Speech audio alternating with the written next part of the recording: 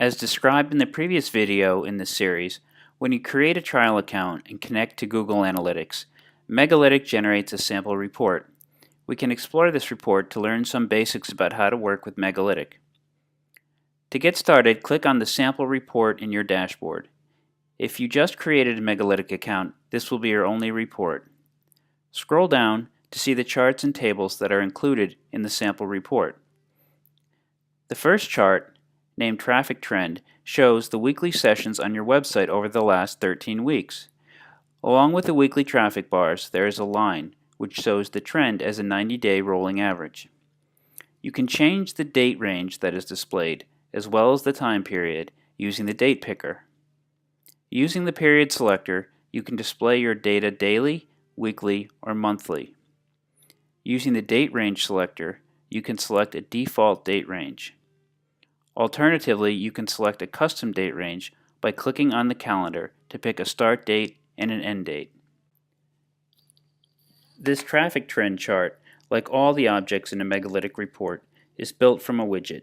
In addition to customizing the date range of a widget, you can make many other adjustments, like changing the metric that is displayed, by opening the Widget Editor. Click on the Edit icon in the upper left corner to open the Widget Editor.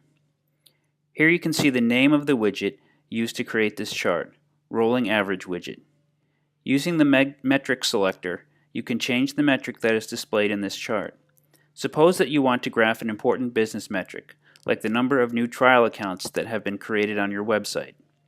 If you have set up a goal for trial accounts in Google Analytics, then you can select the completions metric.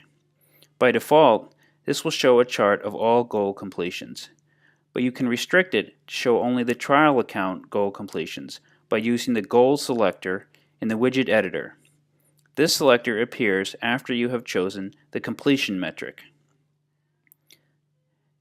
Now that the chart displays data for trial accounts, you probably want to change some of the labeling. You can change the name of the series in your chart from completions to trial accounts.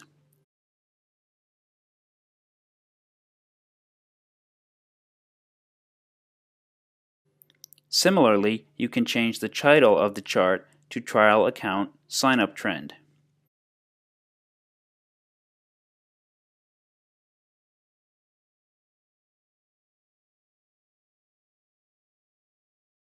You now have a chart showing the weekly sign-ups for new trial accounts, along with the 90-day average.